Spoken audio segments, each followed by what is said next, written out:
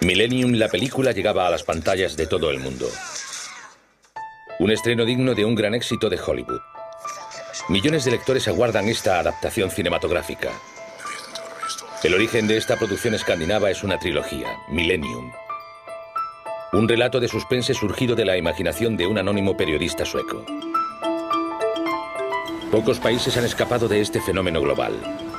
Se calcula que casi 15 millones de lectores ya han adquirido los libros.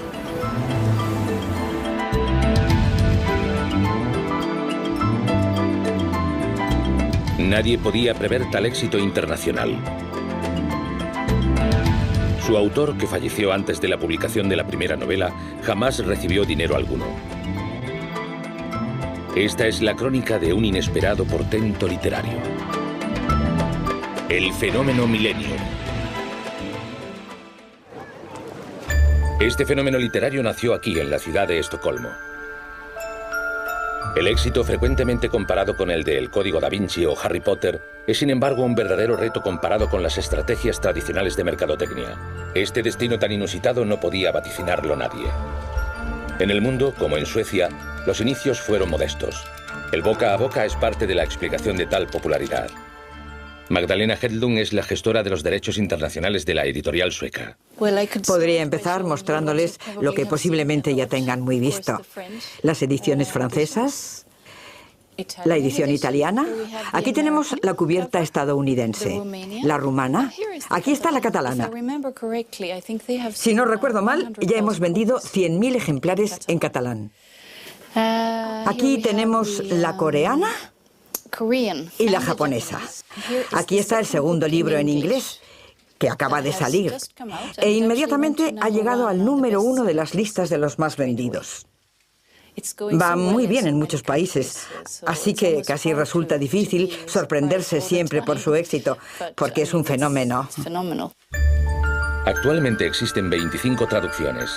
Más de 40 países de los 5 continentes ya han comprado los derechos. En Dinamarca hay 5 millones de habitantes y se han vendido 1 millón de libros de Stieg Larsson. Así que creo que el editor ha dicho que son los únicos libros que se han vendido mejor que la Biblia. Se están negociando nuevas versiones en hindi y árabe. Esta tarde, Magdalena y su colega Zoe están elaborando el borrador del contrato albano. Och den här har US-dollar. Vilket är... Och hur länge har de funnits på marknaden då? Nej, det är väl kanske bättre att du koncentrerar dig på dem. Hay más de 20 millones de lectores en todo el planeta. Y solo es el comienzo. Muchos países están adquiriendo los derechos y siguen esperando la publicación de la trilogía. Los derechos de autor alcanzan los millones de euros. Pero la suma exacta es un secreto bien guardado. Por supuesto que tengo una idea, pero no solemos hablar sobre los ingresos del autor, ya que solo somos su agencia, y eso concierne solo a su economía personal, de modo que no revelamos la cifra, ni la de ningún autor, a nadie, con que lo siento. El éxito sueco carece de precedentes. Es la primera vez y quizás será la única. No creo que nadie pueda esperar que esto suceda 2 veces. Tendríamos mucha suerte si sucediera, pero es una ocasión, una experiencia que solo se tiene una vez en la vida, creo yo. La acción de los best-sellers transcurre en la isla de Södermalm, en el centro de Estocolmo. Los personajes principales se mueven por esta zona y muchos pasajes tienen lugar aquí. Desde hace unos meses, la capital sueca ofrece el Millennium Tour, un paseo de 2 horas por el entorno de los 2 héroes, el periodista Mikael Blomkvist y la hacker Lisbeth Salander. Visitantes de toda Europa acuden a descubrir la atmósfera de los libros que tanto les han gustado. Where are you guys from? I see we have some Danes. Do we have Swedish people here today also? From Finland. From Finland, okay. Italy. Italy, great, great. And have all the 3 books been published in Italy? 3 books have been published, okay. Do you all know why we are standing here at Bellmansgatan number 1?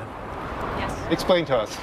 This is where Mikael Blomkvist lives. It's his apartment. Exactly. This is the address of Mikael Blomqvist. His home is at Bellmansgatan, number 1. So where are you from? Debido a la demanda que se encontraron, la visita se realiza en sueco y en inglés, pero también en francés. Y pronto también en italiano. En 2008 la ciudad de Estocolmo experimentó un incremento del 20% en el número de turistas. En Suecia lo llaman el efecto Millennium. Durante la visita pueden descubrir el ámbito cotidiano del autor, un hombre llamado Stieg Larsson. Welcome to Mellqvist Cafe Bar. Larsson was always using apartments and cafes, etc., that he had experienced himself and where he had been himself. And Stieg Larsson was often seen working with his different texts. Estos textos en los que trabajaba Stieg Larsson son los que luego serían conocidos como la trilogía Millennium, su primera novela. El autor firma un sombrío y violento thriller. Retrata una sociedad sueca presa de sus demonios, lejos de las ideas generalmente aceptadas. Aquí, la paz y la armonía no forman parte del escenario. Los dos héroes investigan la misteriosa desaparición de una chica.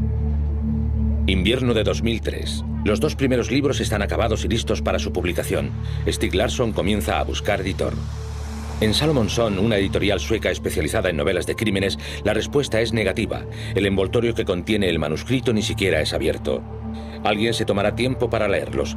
Un editor establecido en el centro histórico de Estocolmo, en Gamla Stan, una de las 14 islas de la ciudad. Hola, bienvenidos a Norstedts. La editorial Norstedts es una de las más antiguas de Suecia. Tiene casi 200 años y es la segunda más grande.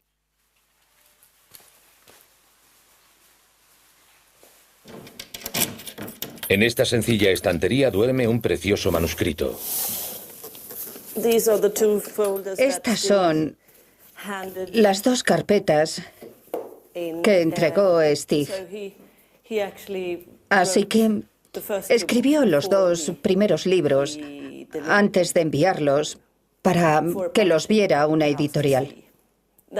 Eso es muy poco común porque la mayoría de los escritores primerizos, escriben un libro y quieren que alguien lo lea y ver si pueden publicarlo.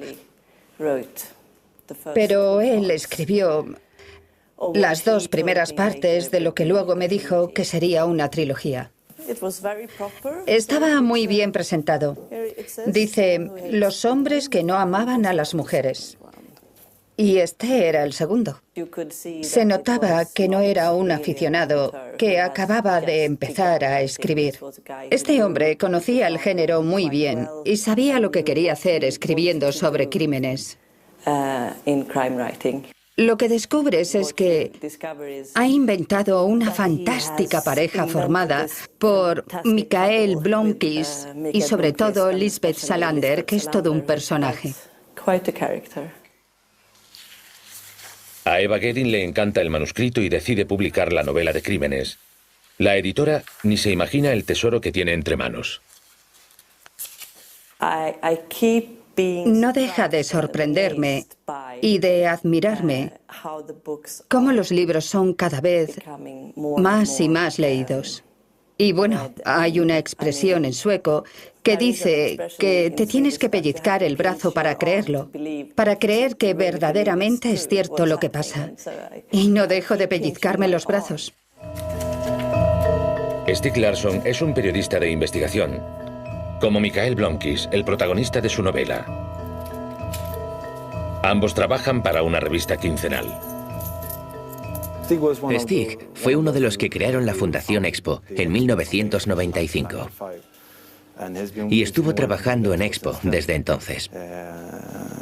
En los últimos años de su vida, fue director general de la Fundación y también redactor jefe de la revista. Es decir, en resumidas cuentas, era el jefe. Los sencillos escritorios y el estilo espartano de las oficinas de la editorial Expo recuerdan la atmósfera de Millennium. La publicación se centra en los escándalos políticos y financieros y defiende los valores democráticos. Creo que todos los autores se inspiran en su vida cotidiana y la introducen en algo. La introducen en una fantasía. Y claro está, eso es lo que hizo Stig con Millennium. Porque esto no es exactamente como Millennium. La revista Millennium es una revista inventada. Kurdo Baxi era amigo íntimo de Stieg Larsson.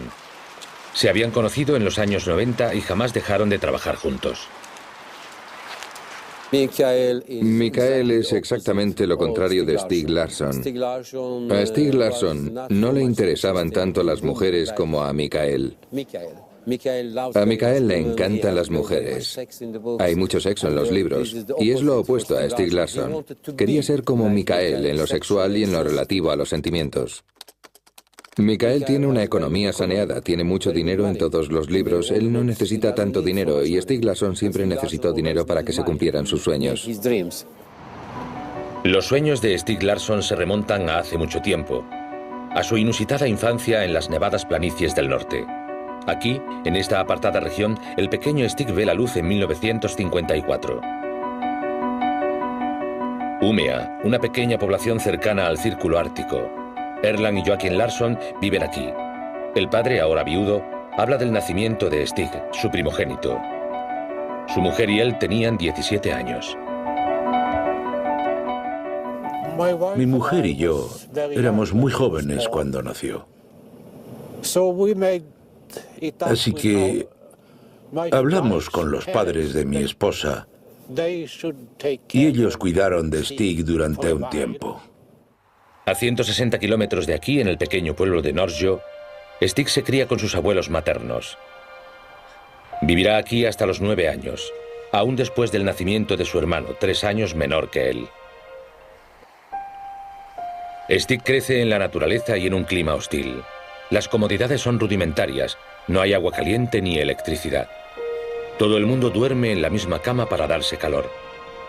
El chaval desarrolla una fuerte personalidad y un acendrado gusto por la independencia. Llevaba una buena vida en el campo con sus abuelos y no le obligábamos a nada.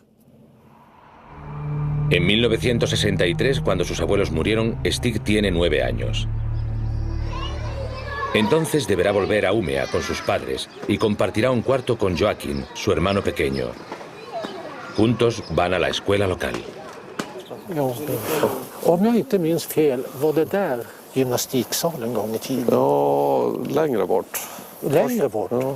Och så i slutet på huset. My both children. Mis dos hijos se portaban muy bien. No había graves problemas con ellos. Muchos padres nos envidiarían. Él no lo sabe todo. Ya, desde luego. Pero no había problemas. La policía no llamaba a la puerta. Ningún vecino se enfadaba. Al cumplir 12 años, el buen estudiante de comportamiento modélico ya tenía una pasión: escribir. Descubrimos su talento. Y hablamos de ello, su madre y yo. Y entonces le compramos por Navidad o por su cumpleaños. ¿Su cumpleaños? Por su cumpleaños. Una máquina de escribir. Una ruidosa máquina de escribir. Compartía el dormitorio con Stig. Y no podía dormir en esa habitación con la máquina de escribir toda la noche.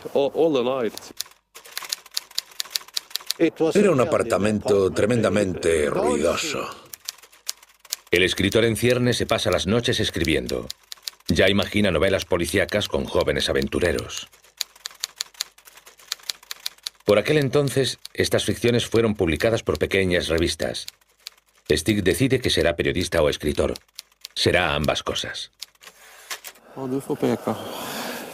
Aquí, en el segundo piso, vivía Stig. Vivimos aquí un par de años. ¿Como 4 años? 3 o 4 años. 3 o 4 años, no nos acordamos exactamente. Era divertido vivir aquí. En su adolescencia, Stig se vuelve un apasionado de la política, una influencia procedente de su madre y de su abuelo comunista. Stig afirma militar en la extrema izquierda. Será fiel a estas convicciones durante toda su vida.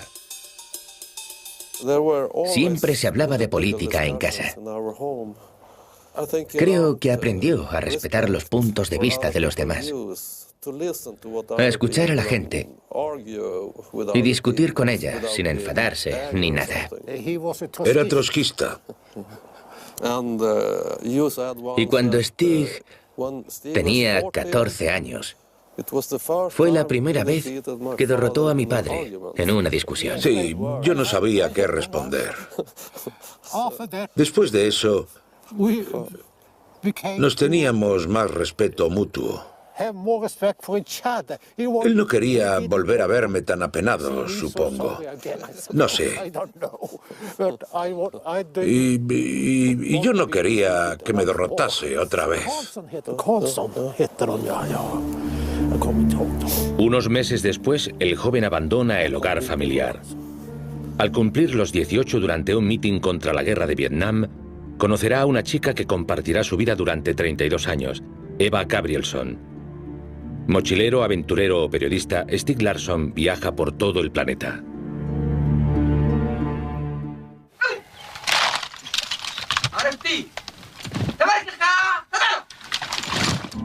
En 1977, el joven de 22 años viaja a Eritrea, anexionada por Etiopía. Allí apoyará a la guerrilla independentista y sobre todo a los batallones femeninos. En 1981, muy concienciado políticamente, apoya el movimiento populista y marxista de Maurice Bishop, en Granada. El líder revolucionario y el joven reportero sueco se hacen amigos. And the Grenada Revolution is in one sense even worse, I'm using their language, than the Cuban and Nicaraguan revolutions, because the people of Grenada and the leadership of Grenada speaks English and therefore can communicate directly to the people of the United States. Maurice Bishop es asesinado el 19 de octubre de 1983. 6 días después, el ejército estadounidense invade la isla. Stieg Larsson debe pasar una página de su vida y regresa a Estocolmo. Entonces inicia con la agencia TT una colaboración que se prolongará durante 20 años. Hay trazas de su aventura caribeña en el segundo libro de Millennium. Lisbeth Salander está de vacaciones en Granada cuando un huracán azota la isla. 28 de febrero de 1986. El primer ministro socialdemócrata Olof Palme es asesinado junto a un cine. Un crimen sin resolver. La sociedad sueca descubre traumáticamente que no está exenta de la violencia. Por vez primera, Stieg Larsson aparece en televisión hablando como experto en movimientos ultraderechistas. Framförallt från 60-talet och framåt. Nu på senare år har de här mest spektakulära våldsdåden har minskat i antal för att istället ersättas med ett mera som kallas organiserat vardagsvåld. Det vill säga sprängningar, attentat mot flyktingförläggningar, misshandel på gatorna, mot attacker mot bostäder och så vidare. Stieg Larsson condena la violencia y más concretamente los movimientos neonazis. Será la lucha de toda su vida. En 1995 es uno de los fundadores de Expo, una fundación que estudia el movimiento neonazi, organiza conferencias y publica una revista quincenal. Muy rápidamente, Expo se convierte en una referencia. Daniel Poole es el actual redactor jefe. Tenemos la revista y la página web. Esta es la revista, la próxima edición de la revista Expo. En ella nos centramos en la guerra civil de la antigua Yugoslavia y el antisemitismo, el auge del antisemitismo en toda Europa y en Suecia durante la guerra de Gaza.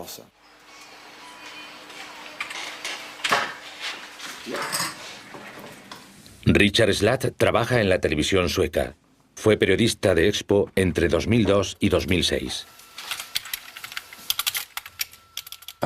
Cuando conocí a Stieg Larsson, estaba trabajando en un documental radiofónico sobre el movimiento neonazi en Suecia. Y había muy pocos expertos en el movimiento neonazi en Suecia, y los de Expo eran casi los únicos. Así que investigué mucho en sus oficinas. Y pude pasarme allí hasta las 3, las 4, las 5 de la madrugada, solos Stig y yo. Yo repasaba la propaganda neonazi, y él estaba allí sentado, escribiendo en su ordenador y fumando un montón de cigarrillos y tomando cafés como un descosido.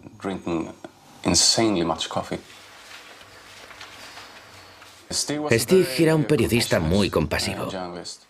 No hacía nada solo por la exclusiva, sino que lo hacía porque pensaba que debía hacerse. Y si nadie más lo hacía, él lo hacía.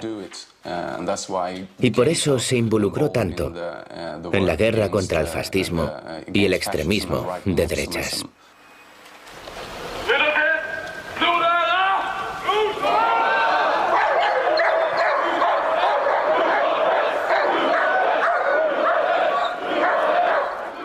Ska man börja någonstans ska man börja med att avskaffa myten om att nazister det är berusade tonåringar som är ute på lördagskvällen och härjar. Det är ungdomar som växer upp, går i samma skolor, har samma jobb, tittar på samma tv-program och ute på samma Vilken social bakgrund ungefär varierar det alla möjliga samhällskategorier? Ja. Stieg Larsson no lo duda a la hora de introducirse en mítines neonazis y discutir con los manifestantes. Como en esta foto durante una marcha con 800 neonazis por el centro de Estocolmo.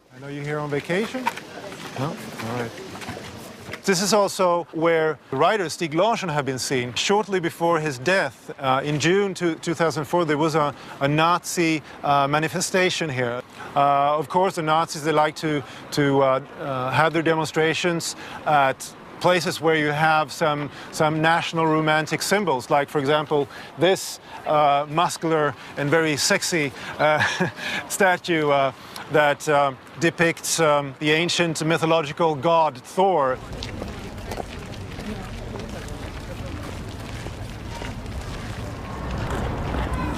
Durante más de 10 años, Stieg Larsson y su amigo Kurdo Baxi combatieron el racismo, la intolerancia y toda clase de discriminación. Este periodista, conferenciante y editor de ascendencia kurda contribuyó a financiar la revista Expo. Mi casa estaba ahí, en el tercer piso. Y en noviembre de 1999, unas personas, nazis, dispararon desde una distancia de 100 metros a mi casa, en la tercera planta, y destrozaron todas las ventanas. Antes de que ayudara económicamente a Stieg Larsson con Expo, nunca habían tratado de matarme. Según la investigación, un grupo neonazi disparó 3 veces con un rifle de caza. Un ataque reivindicado públicamente y claramente relacionado con su colaboración con Stieg Larsson. El autor le rinde homenaje en su trilogía. Kurdo Baxi es uno de los personajes del tercer libro. Auxiliará a Mikael Blomkvist en su investigación.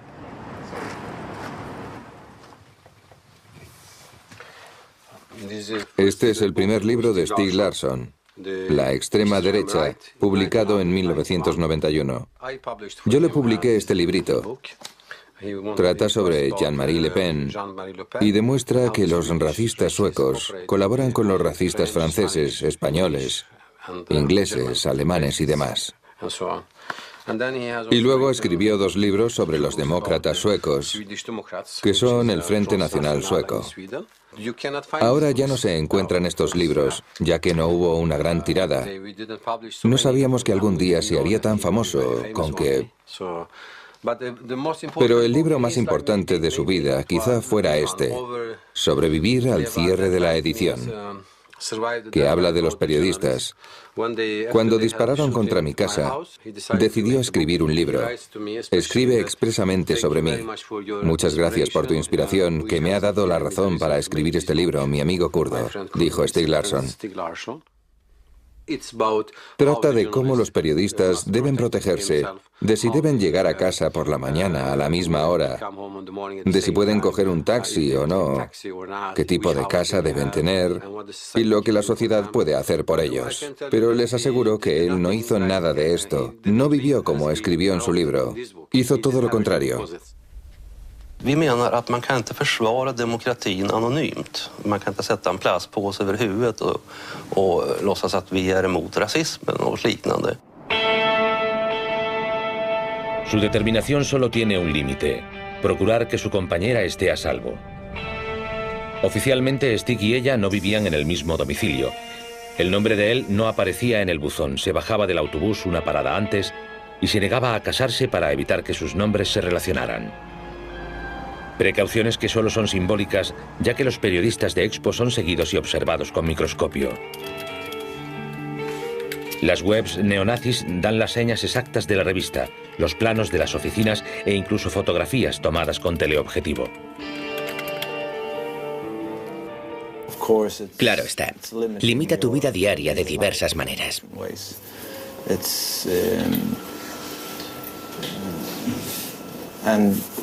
Y por supuesto, la gente de toda Suecia que debe lidiar con estas cuestiones debe pensar en el riesgo de recibir amenazas y también de sufrir la violencia.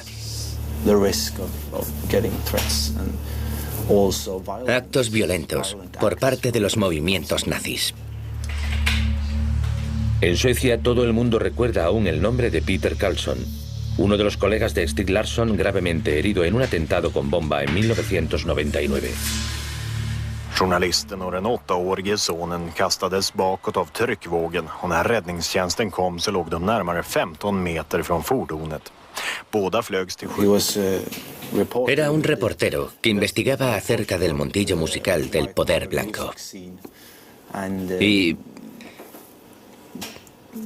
no sabemos con seguridad quién puso la bomba en su coche. Pero todo el mundo tiene muy claro que tiene que ver con sus investigaciones. Hej, du har kommit till 84 1892. Tyvärr är ingen inne just nu, men lämna ett namn och telefonnummer så ringer jag upp. Ett antirasistiskt uttalande till och du är död. Vi har bevakat det länge nu. Du ska dö, ditt jävla judeas. Judeas. Judeas. Eberhärra. Judeas. Ditt svin, du ska dö. Luchan contra la libertad de expresión. No quieren la democracia y creen que pueden evitar los reportajes que no les gusten.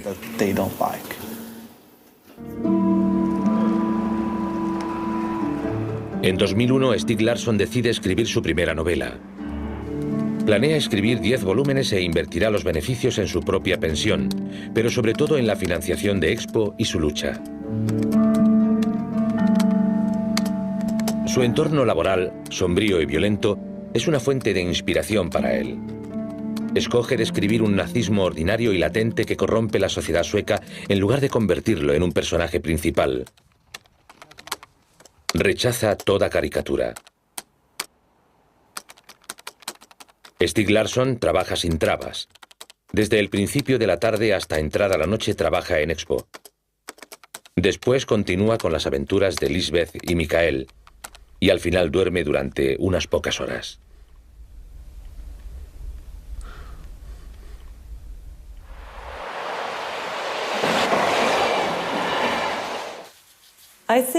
Creo que sabía que había escrito algo bueno y estaba completamente seguro de que se publicaría. Noviembre de 2004. Durante 7 meses, Stieg Larsson y la editorial trabajan juntos en la publicación del primer libro, prevista para el verano de 2005. Se disponen a elegir la portada. El día 9 de noviembre de 2004, Stieg llegó a la oficina de Expo sumamente exhausto. Tenía la cara gris y se quejaba de que no podía respirar. Y también tenía dolores de estómago.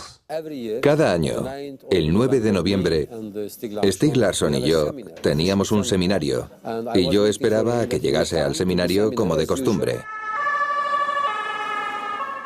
Pero me llamaron a las 2:30. Me dijeron que estaba enfermo. Llamamos a una ambulancia enseguida, ya que sabíamos que le ocurría algo. Entonces recibí otra llamada del vicerredactor. Me dijo que la situación no era buena. El hospital está a unos 100 metros de las oficinas de Expo. Así que llegaron enseguida. Y él estuvo consciente todo el tiempo. Y pensamos, bueno, ya está bien, está consciente y los sanitarios cuidan de él. Y me llamaron. Ha muerto. ¿Puedes venir al hospital? No sobrevivió a la cirugía.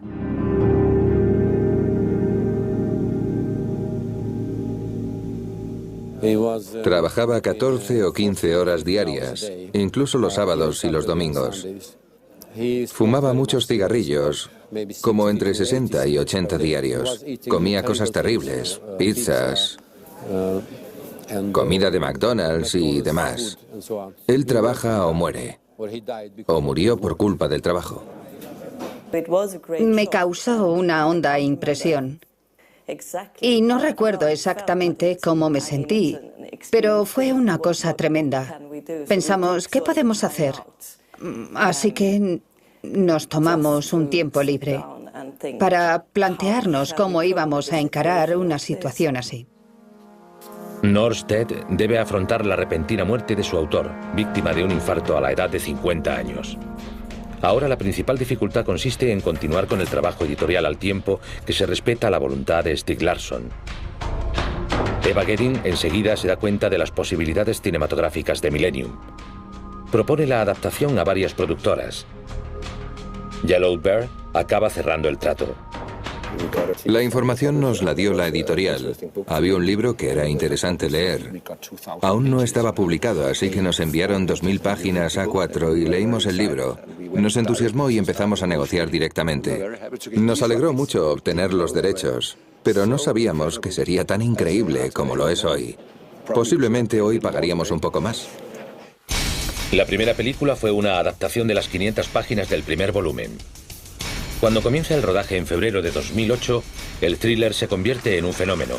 Millones de lectores ya tienen su propia película en la cabeza. El productor y el director deciden realizar una adaptación muy fiel. Esta es, por supuesto, la persona más importante de la adaptación de la novela. Es Lisbeth Salander. Así que debíamos ser muy fieles desde el principio con Lisbeth Salander, ya que si todo el mundo la respetaba y pensaba que era la misma del libro, entonces creíamos que podríamos llevar al público a través del otro universo que debíamos crear.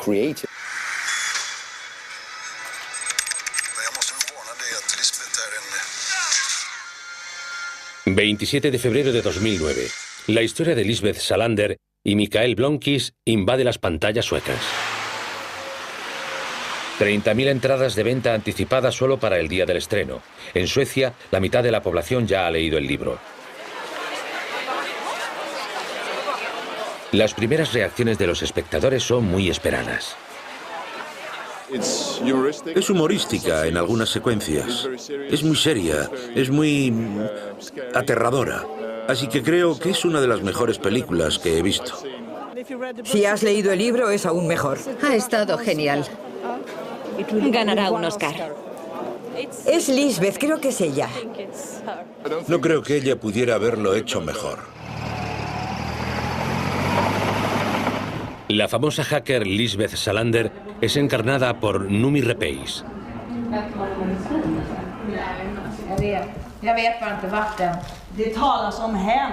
Esta actriz de teatro, más bien desconocida en Suecia hace unos meses, es autodidacta. Desde el primer día era una de los fanáticos de Millennium y había devorado los 3 tomos. Me encantaron desde el primer momento. Y luego, cuando me enteré de que iban a hacer una película, lo estaba deseando. Quiero ir a hacer la prueba. Quiero que me hagan la prueba. Pero nunca pensé que lo harían, ya que no creía que pensaran que yo era la persona idónea para encarnar a Lisbeth. Lisbeth Salander. Vem är du? Lägg av, du vet vem jag är. Får jag komma in? Jag har läst din rapport.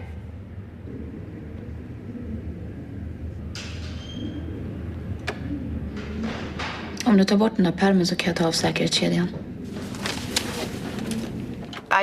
Tomé una decisión desde el primer momento, antes de iniciar el rodaje de la película.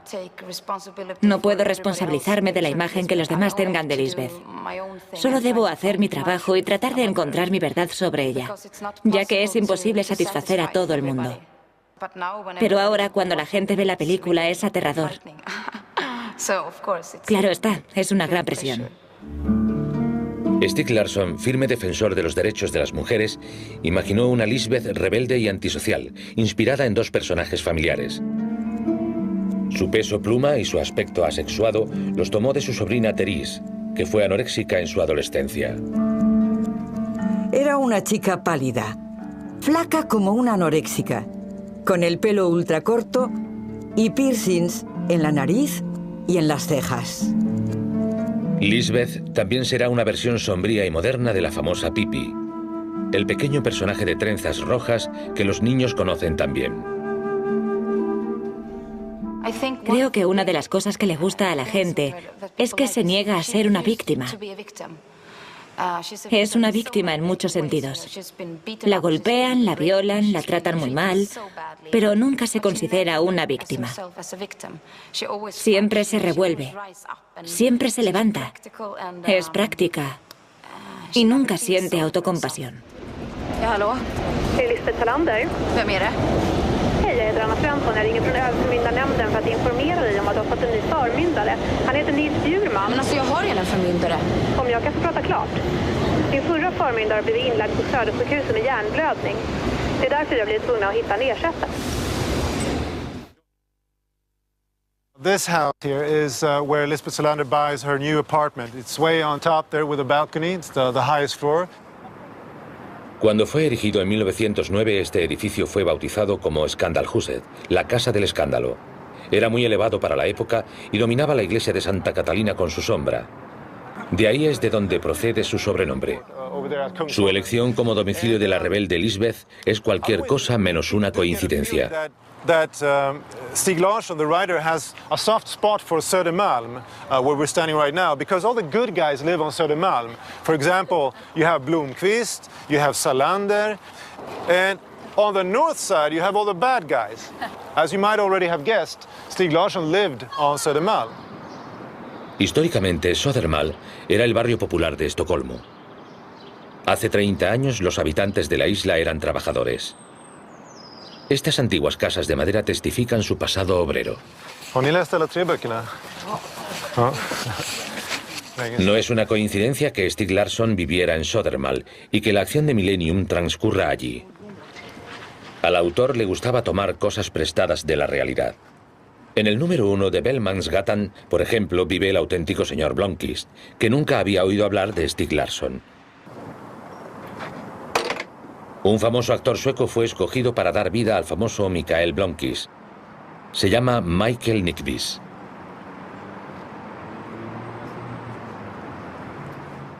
Cuando me dieron el papel dije, Dios mío, tengo que leer esto. Y me atrajo como un imán. Me pasé una semana prácticamente encerrado. Me gusta el impacto social. Me gusta el modo en que describe una sociedad, sus aspectos siniestros, los aspectos que no quieres ver. La forma en que habla de gente aún por descubrir, que puede hacer cosas, cambiar las cosas. Y me gustó su empatía con esta gente y también la fuerza con que pide justicia.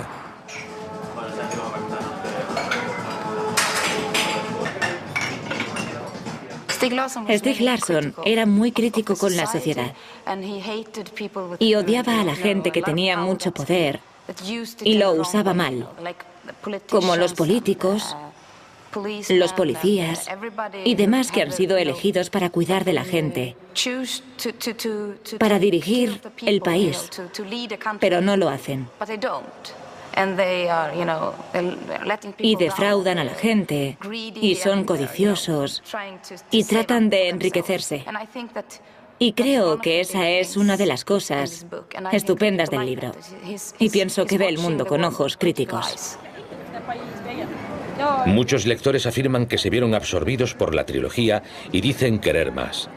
Cierto rumor acerca de un cuarto manuscrito inconcluso ha estimulado su apetito. Eva Gabrielsson, la compañera de Stieg Larsson, tiene el precioso manuscrito en sus manos. ¿Sería una buena idea pedir a algún escritor que lo acabe? En Suecia hay voces que tratan de evitar esta explotación mercantil y de procurar que la voluntad del autor no se vea traicionada. No creo que sea correcto hacer el cuarto, porque creo que sería cínico en cierto sentido. Y ya sé que hay mucho dinero en este proyecto y en todo este circo que rodea estos libros. Un montón de dinero y también muchas expectativas. Y creo que es muy importante respetar lo que Stieg Larsson quería para estos libros. Herencia, cuarto manuscrito, derechos de autor. El legado de Stieg Larsson se está convirtiendo en una auténtica controversia, una historia interminable en la primera plana de la prensa. Estamos en el Svenska Dagbladet, que es el segundo periódico de la mañana más importante de Suecia. Es un periódico muy antiguo que data de 1884. Y sí, aquí hemos estado escribiendo acerca de la historia de Stieg Larsson, por supuesto, ya que es algo muy importante en Suecia. Lars Collin fue el primer periodista que investigó a fondo el legado de Stieg Larsson. En marzo de 2007 señaló los dos problemas relacionados con su herencia. Este título tiene un doble significado. Es el testamento después de Stieg, pero también es el legado después de Stieg. Significa las dos cosas, testamento y legado. Durante esta época se habían vendido 800.000 libros en Suecia, que es una cantidad muy grande. Lars Collin habló durante mucho tiempo con Eva Gabrielsson. Durante 32 años, esta arquitecta compartió la vida y las luchas de Stieg Larsson. No estaban casados y no habían hecho testamento. De modo que todo el dinero, o sea, todo lo que estaba en juego, fue para su hermano y su padre. Y ella no recibió nada. En vida, Stieg Larsson no tenía prácticamente nada que legar. Y ni por asomo imaginaba el éxito que llegarían a tener sus libros. Al no haber testamento, se aplicó la ley sueca. Su padre y su hermano se convierten en los herederos. Su compañera se queda sin nada. Ni siquiera tiene derecho a supervisar su obra.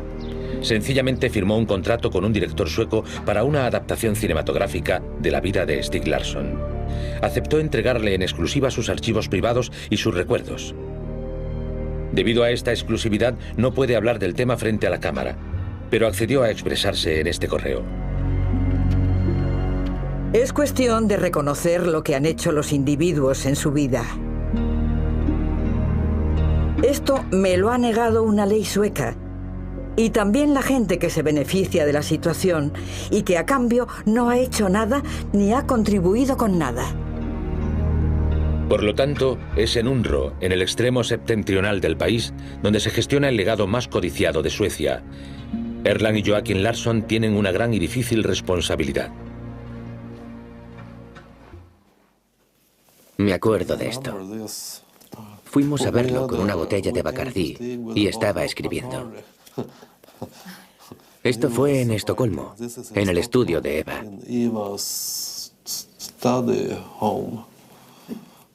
Esta es Eva. Quizá. A veces pienso que habría sido mejor que solo hubiera vendido unos 10.000 ejemplares con Norstedts. Y entonces todos habríamos estado contentos y habríamos sido más felices. A veces creo que sí. Cuando empezaron a imprimir los libros, pensaron en una tirada de 20.000 ejemplares. Sí. Y luego dijeron, bueno, quizá 50.000 copias. Así que en aquella época nadie sabía el éxito que iba a tener. 10 millones, no sé. Creo que son 7 millones. Creo que son 10 millones. 9, más de 9 millones. ¿Vale? Joakim, el hermano de Stig, aún trabaja como un oficinista corriente. El padre está jubilado y ninguno de ellos ha cambiado de vida. A todo esto, decenas de millones de euros duermen en una cuenta bancaria. Es muy difícil de decir. Mucha gente estará enfadada con nosotros porque no sabemos qué hacer con el dinero. No queremos dar varias vueltas al mundo. No quiero un Jaguar, ni un Ferrari. Ni él tampoco. ¿Lo entienden? Queremos una vida tranquila. Se hace raro verte en el periódico. La herencia de la que hay que ocuparse también es moral e intelectual. Adaptaciones teatrales, videojuegos, versiones cinematográficas de Hollywood. ¿Cómo se las arreglan para afrontar todas estas peticiones de versiones cinematográficas y todo tipo de solicitudes? Hemos hablado sobre en qué invertir el dinero. Expo recibirá algo de dinero. Y también hemos hablado acerca de una organización para proteger a mujeres agredidas por hombres. Ya hemos creado una fundación Cornosteds. Ellos aportan dinero y nosotros aportamos dinero. Y gente muy famosa forma una especie de jurado y una vez al año destina dinero a ciertas cosas. Un premio en memoria de Stieg Larsson. Con el espíritu de Stig. En mayo de 2009, el primer premio Stieg Larsson fue concedido a Expo. 20.000 euros destinados a un periodista o una publicación comprometidos. 4 años de espera para una iniciativa considerada muy modesta comparada con las cantidades manejadas por la familia Larsson. La mayoría de los parientes cercanos del autor lo deploran y la prensa se ha hecho eco de la controversia. ¿Deberían Erland y Joakim Larsson gestionar esta herencia? El debate tiende a encenderse. Eva es la heredera legítima. No solo por el dinero, sobre todo por los derechos intelectuales de lo que debería hacerse con los personajes de Stieg Larsson, que es lo principal. Espero que esto acabe con las 3 películas y que nadie intente sacar más dinero de ello. Eso iría completamente en contra de la voluntad de Stieg Larsson. Es muy improbable que estos deseos desesperanzados sean escuchados. Tras el fenómeno de la trilogía, la adaptación cinematográfica está lista para invadir toda Europa.